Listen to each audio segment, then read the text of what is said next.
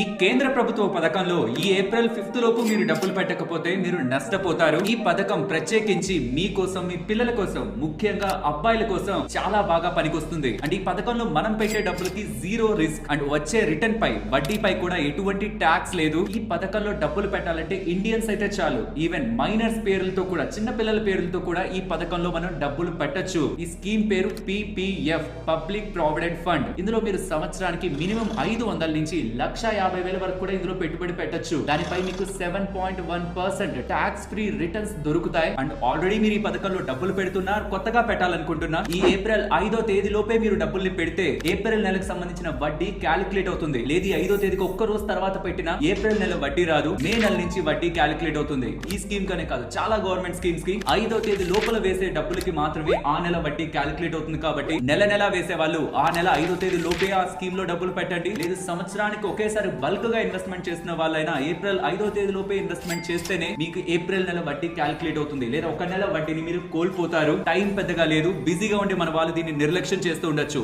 వెంటనే ఇన్ఫర్మేషన్ మీ వాళ్ళతో షేర్ చేయండి.